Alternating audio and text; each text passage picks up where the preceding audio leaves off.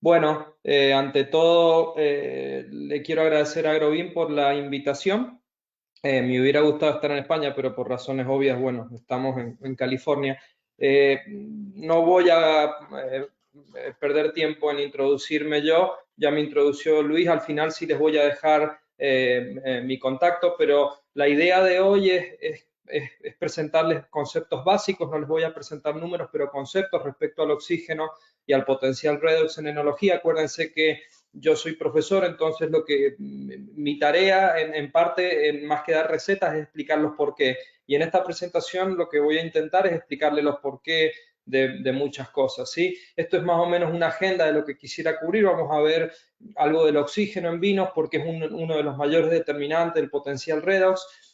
Después voy a saltar a explicar algo que está bastante poco comprendido, que es lo que se llama el sistema Fenton en los vinos, algunos conceptos y aplicaciones, pero sobre todo conceptos, ¿sí? Después del potencial redox, nuevamente algunos conceptos y finalmente las conclusiones, ¿sí?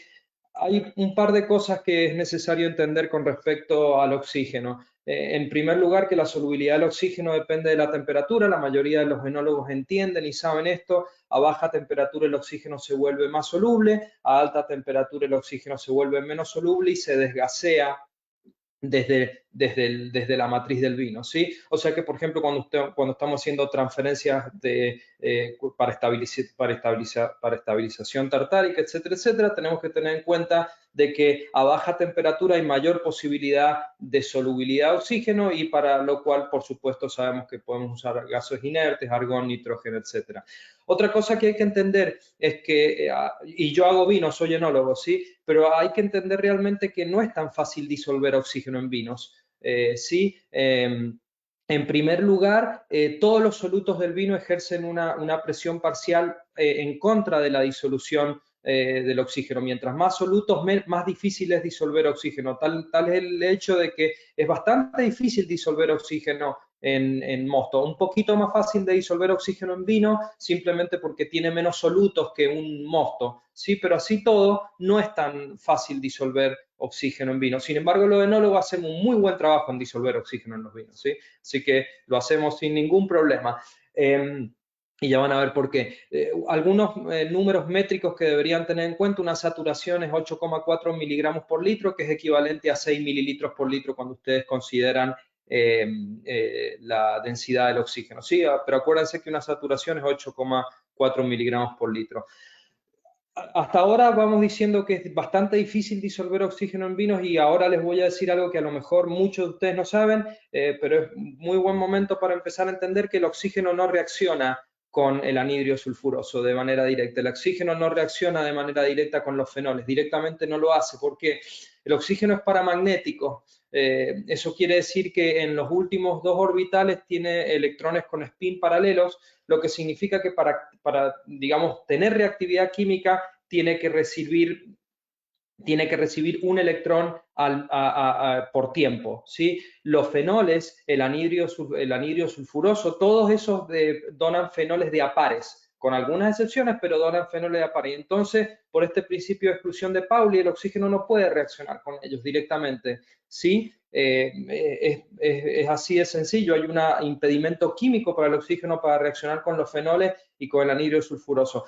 Ahora, si ustedes están haciendo vino, me dice, bueno, pero lo que estás diciendo no tiene sentido porque nosotros agregamos oxígeno al vino y vemos un efecto. Y es claro que el efecto está, ¿sí? Esto es un trabajo bastante viejo, como ustedes ven, en el año 83, en el cual se mantuvo por, creo que alrededor de 13 meses, un vino Cabernet Sauvignon de Bordeaux en un tanque de concreto, en su izquierda, en un tanque de concreto, sí, en su izquierda sin oxígeno, después en un tanque de concreto con remontajes, sí, cada una semana creo, y después en un barril nuevo. Y lo que vemos es varias cosas. En primer lugar, es que a medida que agregamos oxígeno, por ejemplo, en el tanque de concreto, hay un aumento del color, ¿sí? Una disminución de la caída de antocianos libres y un aumento del índice de PVPP, que es una idea de los pigmentos poliméricos, estos compuestos que vienen de la reacción entre antocianos y taninos, ¿sí? Por supuesto, en el barril vemos un efecto igual o más importante, ¿sí? Más color y más pigmento polimérico, menos antociano libre. Y esto es simplemente porque la única variable que hemos cambiado, bueno, por supuesto acá hay madera, pero entre estos dos tratamientos hemos cambiado el oxígeno. O sea que agregamos oxígeno y hay un efecto en el color, hay un efecto en los antocianos libres, en el pigmento polimérico. También sabemos que hay efectos en aroma, también sabemos que hay efectos en la textura. Sí, pero yo les acabo de decir que el oxígeno no reacciona con ninguno de estos elementos. Entonces hay algo que nos está faltando en esta ecuación. Sí, la realidad es que el oxígeno tiene que cumplir con varios pasos para hacer daño en el vino o para hacer un efecto químico en el vino. En primer lugar, necesita activarse. Y esta es una palabra bastante interesante porque la activación significa la donación de electrones uno a la vez. ¿Sí? Para lo cual no hay muchos compuestos que puedan donarle al oxígeno un electrón a la vez para activarlo y formar lo que se llama especies reactivas del oxígeno. Los que sí pueden hacerlo son los metales de transición, particularmente el hierro, particularmente el cobre, eventualmente el manganeso. Los iones fenolatos son la forma ionizada de los fenoles que tienden a aumentar a alto pH y estos también pueden donar un electrón al tiempo,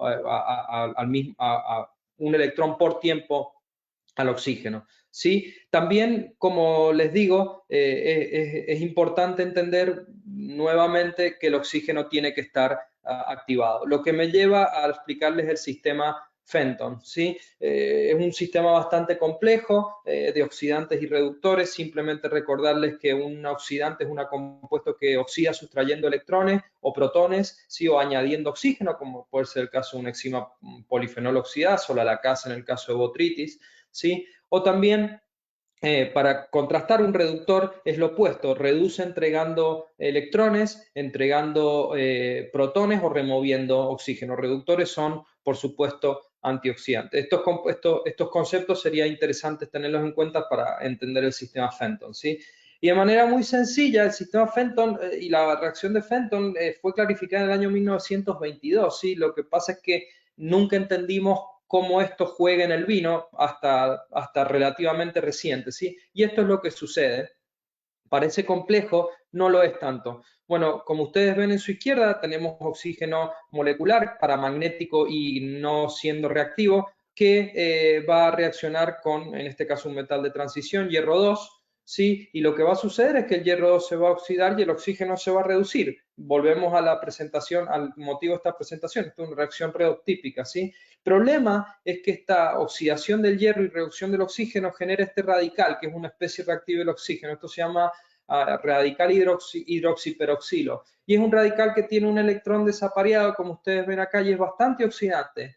¿Sí? Este radical lo que va a hacer en este momento es atacar fenoles. En este caso es un difenol, para formar una quinona o semiquinona. Volvemos a lo mismo, esto es un sistema típico de oxidación y este radical a su vez se reduce. ¿A qué se reduce? Se reduce a peróxido de hidrógeno, agua oxigenada. Y acá ustedes saben que cuando ustedes se hacen una lastimadura y demás, ustedes se ponen un poquito de peróxido porque eso oxida a los bichos, cualquier cosa que se les pueda entrar. Entonces acá estamos en un problema porque tenemos peróxido generándose en el vino, ¿sí? Tenemos un problema, pues tenemos una potencial solución. ¿Por qué? Porque en este punto acá podemos tener dos potenciales vías en el vino, ¿sí? Podemos tener la situación en la que tenemos, por supuesto, hierro y metales de transición, y estos metales de transición lo que van a hacer, en particular el hierro, es va a hacer lo mismo que siempre hace, ¿sí? Va a tomar el peróxido, se va a oxidar él, y el peróxido se va a reducir a este compuesto. Este compuesto se llama radical hidroxilo y es el compuesto más oxidante que se conoce, yo diría, en el universo. Si no hay nada más oxidante, como no hay nada más oxidante, este compuesto oxida dependiendo de la concentración. Lo primero que ve, desde el punto de vista molecular, es lo primero que oxida. ¿Qué es lo que encontramos en un vino? Primeramente, agua. Si esto oxida el agua, se regenera, ¿sí? Porque genera un radical hidroxilo de vuelta, igualmente oxidante. ¿Cuál es lo que viene después del agua? El etanol. Y si oxida el etanol, lo que tenemos es lo que muchos enólogos conocemos, que hace acetaldehído, ¿sí? Esta es una ruta. Ahora, podemos competir con esta ruta. ¿Cómo podemos competir con esta ruta? Y agregando sulfuroso. Porque si agregamos sulfuroso, el sulfuroso va a atrapar el peróxido, se va a oxidar a sulfato y finalmente tenemos la formación de agua. ¿sí? Entonces lo que vemos simplemente es que es un gran proceso de reducción del oxígeno a agua en presencia de sulfuroso, que en algún momento lo vamos a eliminar. En algún momento ustedes me pueden decir, bueno, pero vamos a agotar el hierro, se va a agotar el hierro, no hay tanto hierro en los vinos, es verdad, entre 1 y 5 miligramos por litro. El problema es que también tenemos cobre, y el cobre puede recircular el hierro, y cuando no tienen cobre tienen manganeso, y el manganeso puede recircular el cobre, y el cobre puede recircular el hierro. Entonces, esto es una reacción, lo que se llama autocatalítica, ¿sí? Bueno, y finalmente acá tenemos algo muy importante para los enólogos que les interesa conservar los tioles o el Sauvignon Blanc, y es el hecho de que estamos generando quinonas, ¿sí? Las quinonas o las semiquinonas son compuestos electrófilos que tienen un gran apetito por electrones, y los tioles y los compuestos nucleófilos pueden donar electrones muy fácilmente, o sea que hacen una pareja muy buena. Las quinonas son compuestos muy reactivos, pueden ir para cualquier lado, pueden reaccionar con ácido ascórbico, lo que es bueno porque esto hace que la quinona se reduzca de nuevo al fenol original, lo que es bueno, ¿sí? Pero importantemente las quinonas reaccionan con tioles y con anhidrio sulfuroso. ¿Sí? Esta es la reacción que nos lleva a la desaparición del anhidrio sulfuroso en los vinos durante el tiempo. El oxígeno generando quinonas y las quinonas eventualmente reaccionando con el anhidrio sulfuroso o el peróxido generado por la reacción de Fenton. ¿Sí? Como ustedes ven, esto tiene muchas implicancias prácticas, como les dije, lo que les explico es los por qué. ¿Sí? Un ejemplo tangible y claro, ¿sí? Es el hecho de que los enólogos sabemos que cuando tenemos sulfuro de hidrógeno, sobre todo postfermentativo, agregamos un poquito de oxígeno y el sulfuro de hidrógeno se va. ¿Y eso por qué lo que es? Bueno, simplemente porque el oxígeno entra en este sistema Fenton, ¿sí? Los fenoles generan quinonas y las quinonas reaccionan rápidamente con sulfuro de hidrógeno para formar este adducto que es inodoro, ¿sí? Entonces el anhidrio sulfuroso se va. Ahora desde ya le digo que esta es una solución a mediano plazo y eso si ustedes están tomando notas deberían ponerle en la nota que esto es una solución a mediano plazo. Al final de la presentación cierro todo. ¿Sí? Entonces ustedes pueden decir, bueno, entonces vamos a agregar oxígeno en cualquier situación de sulfuro de hidrógeno que tengamos. Lamentablemente no es tan sencillo porque si estamos trabajando con variedades con tioles, con mercaptohexanol, mercaptohexanol acetato, mercaptopentanona, Sauvignon Blanc, Albariño, Riesling, algunos Chardonnay, por citarles algunos casos, bueno, la reacción va a ser muy similar. Vamos a tener el mercaptohexanol, que es un nucleófilo muy bueno, vamos a tener una quinona, que es un electrófilo muy bueno, se van a unir y van a formar este adducto que es básicamente inodoro. O sea que ustedes han hecho todo durante su enología para preservar el mercaptohexanol acetato y la mercaptopentanona y finalmente porque ustedes están agregando más oxígeno del que necesitan para las condiciones alrededor de su vino, entonces ustedes van a estar, digamos, perdiendo estos compuestos que son tan interesante, ¿sí? Volviendo a la reacción de Fenton, esto básicamente es la teoría del todo, porque explica todo realmente. El mayor resultado o compuesto que sale de la reacción de Fenton es el acetaldehído. Y ustedes saben que el acetaldehído es un compuesto muy reactivo en el vino. ¿Sí? Desde el punto de vista de lo que yo estudio, que son los compuestos fenólicos, ustedes saben que el acetaldehído puede reaccionar con flavanoles, con catequina, epicatequina, pero también con taninos de bajo y medio peso molecular, ¿sí? Y formar un puente con los antocianos para formar estos adductos entre taninos y antocianos, que son estos pigmentos poliméricos. Los de menor peso molecular tienden a ser relativamente de color púrpura, que es lo que vemos cuando empezamos una microoxigenación o cuando ponemos un vino muy cargado de color en una barrica nueva, rápidamente vemos que hay un gran aumento de los violetas, es por la formación de acetaldehído y la formación de estos puentes y estos pigmentos, y eventualmente estos pigmentos que son púrpura se transforman en otros pigmentos con otros colores. Pero esto es interesante porque ya estamos formando pigmentos poliméricos y los pigmentos poliméricos tienen, si quieren lo discutimos en las preguntas, tienen propiedades químicas y sensoriales muy distintas de los taninos nativos, muy positivas. Entonces los queremos formar de manera controlada, ¿sí? Entonces, para hacerles un sumario breve, porque sé que les he dado por lo menos 10 conceptos en menos de 14 minutos, hay oxígeno en el vino, por más de que sea difícil de disolver, ¿sí? Tenemos espacio de cabeza en los tanques, podemos usar barrica nueva, incluso barricas de 2 o 3 usos también tienen cierto permeo de oxígeno. Podemos hacer microoxigenación y vamos a estar disolviendo oxígeno. Y simplemente cuando hemos terminado todo y hemos embotellado nuestro vino, podemos tener distintas tasas de oxígeno, de permeo de oxígeno, dependiendo del tipo de cierre, ¿sí? Dependiendo del espacio de cabeza, dependiendo de las condiciones de almacenamiento, etcétera, etcétera. O sea que el oxígeno va a estar con nosotros, ¿sí? Desde la microoxigenación hasta la barrica, hasta el tipo de cierre. Para hacer las cosas peor, tenemos metales de transición, ¿sí? Si en el caso hipotético, porque es hipotético que ustedes no lo tuvieran desde el viñedo, que es imposible porque hay hierro y cobre normalmente, hierro entre 1 y 5 miligramos, cobre entre 0,1 y 0,9 miligramos, están ahí y se recirculan, ¿sí? En el caso hipotético de que ustedes no los tengan, bueno, pueden tener tanque de concreto, pueden usar huevos de hormigón y van a estar agregando hierro, aleaciones, la adición de sulfato cúprico en el viñedo, todos contribuyen en estos metales de transición, ¿sí? Para evitar una pregunta que venga después, siempre me han preguntado, bueno, ¿qué pasa si hay agregados grandes de sulfato de cobre? Agregados grandes de sulfato de cobre no son problemáticos por el cobre, ¿sí? En el sentido de que el cobre no va a ser el vino más oxidante, pero son problemáticos por el caso del sulfato y les puedo explicar después, ¿sí? Estos metales nunca son limitantes, ustedes tienen que entender que están, ¿sí? Pueden agregar más, pero eso no va a hacer que el vino se oxide más rápido, se recirculan, ¿sí? Los fenoles son también determinan tasas de consumo de oxígeno, particularmente a pH alto, que no me voy a meter en eso, ¿sí? Y finalmente, la generación de especies reactivas del oxígeno. Esto lo he explicado de manera, creo que bastante clara, de manera bastante educativa, pero esto es lo que hice para mi disertación doctoral hace como 8 años ya. El sistema es mucho más complejo, ¿sí? Es bastante más complejo, tiene muchas más ramificaciones, ¿sí? Hay mucha más recirculación de estos metales, hay generación de quinonas, estas quinonas van a reaccionar con compuestos nucleófilos y tenemos muchísimos nucleófilos en el vino, como ya les dije, los tioles varietales o los antocianos, etcétera, etcétera, se va a producir acetaldehído, se va a consumir anhidro sulfuroso libre, ¿sí?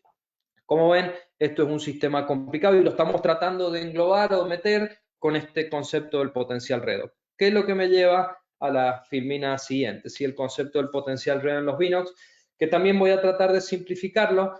Creo que es una súper simplificación tratar de entender esto como el pH. El pH es una reacción que está mediada por compuestos que, digamos, por ionizaciones que liberan protones y podemos medirlo de manera relativamente rápida y sencilla. El potencial redox lamentablemente no es lo mismo porque depende de muchas parejas redox, ¿sí? Depende de medir equilibrios y transferencia de electrones entre parejas redox que existen en el vino, dependiendo del potencial redox, en dos personalidades, una personalidad oxidada y una personalidad reducida. La proporción depende del potencial redox, por lo que es importante por lo menos empezar a entenderlo, ¿sí? Yo siempre les explico a mis alumnos que esto es básicamente como una persona con dos personalidades y la proporción de personalidad dependerá del potencial redox. ¿Sí? Acá vemos las formas oxidadas y reducidas: acetaldehído, etanol, disulfito, tiol, oxígeno, agua, cistina, cisteína, glicerina, gliceraldehído, ácido hidroascórbico, ácido ascórbico, todas parejas, ¿sí? Y eso es básicamente lo que es el potencial redox, una medida cuantificable de un sistema de ganar o perder electrones, ¿sí? Es un balance entre formas oxidadas y reducidas. Siempre tenemos que hablar de parejas redox, ¿sí? Esto no es una cuestión de una sola pareja, es una pareja que se oxida y otra pareja que se reduce. Eso es lo que sucede realmente en los vinos. Una cosa que ustedes tienen que entender es que hay ciertas parejas que son independientes del pH y hay otras parejas que son dependientes del pH.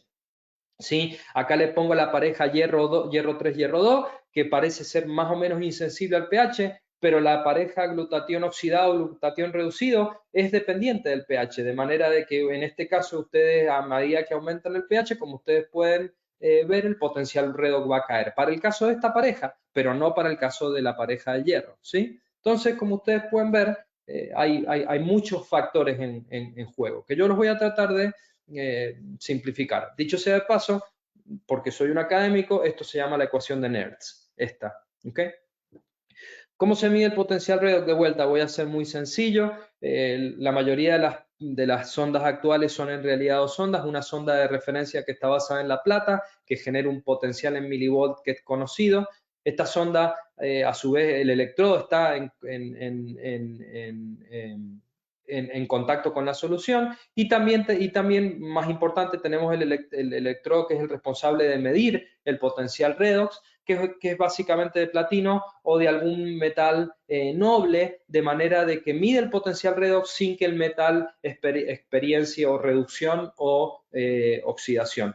Esto, el hecho de que el metal, el platino, o experiencie reducción o oxidación, ha sido sujeto de mucha especulación, ¿sí? Pero se los dejo ahí el concepto. Otra simplificación, ¿qué pasa con el potencial redox y algunos factores que podemos controlar? Bueno, entendemos que con el oxígeno el potencial redox aumenta, ¿sí? Y con la temperatura y el pH pasa lo opuesto, ¿sí? Temperaturas altas usualmente de fermentación llevan una baja del potencial redox, pH altos usualmente llevan una baja del potencial redox. Y acá empezamos a entender ciertas cosas que los enólogos vemos, por ejemplo, cuando fermentamos Sauvignon Blanc a alta temperatura y pH relativamente alto. Acá en California un pH alto para Sauvignon Blanc sería 370 o 375. Vemos más producción, vemos más producción de sulfuro de hidrógeno. ¿Sí? Entonces son cosas que hay que tener en cuenta. Algunas aplicaciones prácticas, el manejo del sulfídrico durante la fermentación, volatilidad diferencial de aromas, evolución fenólica, preservación de tioles, reducción en botella, hay muchísimo para hacer. Yo les voy a presentar algunas cosas que entendemos y que sabemos, ¿sí? Una de las cosas importantes, y volviendo a la reacción de Fenton, es la preservación de tioles volátiles, ¿sí? Y la preservación más importante del anhidrio sulfuroso libre. Es muy importante mantener el anhidrio sulfuroso libre. Cuando el anhidrio sulfuroso libre cae por niveles debajo de 10 ppm en botella, ya hay inicio de oxidación, ¿sí? Y en este estudio, lo que hay es catequina, ¿sí? Que es un fenol, con distintos niveles de hierro y cobre, porque queremos la recirculación, y saturamos con oxígeno. Y esto es lo que vemos básicamente, ¿sí? 200 miligramos de catequina, vemos una caída importante del anhidrio sulfuroso, pero no tan importante. 30 días todavía tenemos 20, ¿sí? Y hemos agregado saturación. Imagínense que ustedes están embotellando esto, ¿sí? Nadie embotellaría con 8,4 miligramos de oxígeno. ¿Qué pasa cuando tenemos más fenoles? Bueno, hay más caída del anhidrio. ¿Y qué pasa cuando tenemos un contenido equivalente a un Cabernet Sauvignon, 1.2, perdón? Hay una caída muy importante, de hecho al día 20 ya no queda nada de anhidrio sulfuroso libre. Ustedes me preguntarán, ¿a quién le importa esto y por qué pasa? Bueno, voy a responder las dos cosas. En primer lugar, importa, porque si ustedes quieren preservar tioles en variedades tiólicas, tienen que evitar extracción de fenoles. ¿Sí? ¿Por qué? Porque ustedes necesitan preservar el anhidrio libre. ¿Y por qué es que tienen que evitar la extracción fenólica? Simplemente por esto, porque si ustedes tienen fenoles, van a estar generando quinona, y estas quinonas son las que van a atrapar al anhidrio sulfuroso. O sea que hay un equilibrio muy fino. Ustedes quieren un Sauvignon Blanc tiólico, tienen que evitar la extracción de fenoles, ¿sí? O si no, van a tener que tener niveles de anhidrio sulfuroso muy, muy, muy, muy grandes, que al día de hoy ustedes saben que está bastante discutido. Para agregar más al tema, estos son tioles, ahora discutamos la producción de sulfídrico durante fermentación. Esta se llama la vía de reducción del sulfato, ¿sí? Súper entendida. Esto, lo que ustedes ven en amarillo es el citoplasma de la célula, Saccharomyces cerevisiae. Y lo que vemos básicamente que el sulfato, que siempre está en exceso, nunca es factor limitante, entra en el interior de la célula, se reduce creo que esto se llamaría en inglés, en español, sulfuroso, ¿sí? Y finalmente este sulfuroso se incorpora a esqueletos de nitrógeno para formar aminoácidos cisteína y metionina que la célula necesita para vivir, de la misma manera que ustedes necesitan aminoácidos para vivir, ¿sí? Esto funciona relativamente bien con varios problemas. En primer lugar, que el sulfato siempre está en exceso y siempre se va a acumular sulfídrico que se va a liberar al medio, ¿sí? Pero ¿qué es lo que sucede? Si queremos evitar esto, podemos agregar nosotros más nitrógeno en la forma de nitrógeno prontamente asimilable para asegurarnos de que gran parte de este sulfido se secuestre acá, ¿sí? Y que la célula pueda hacer aminoácidos y demás. Y esto funciona relativamente bien. Entonces ustedes dirán, bueno, entonces agregamos más YAN, agregamos más nitrógeno prontamente asimilable porque queremos evitar que esto suceda, que se libere sulfídrico. Hay un problema con eso también. El hecho de que ustedes sobrealimenten la célula con nitrógeno, lo que va a hacer es que la glicólisis funcione más rápido.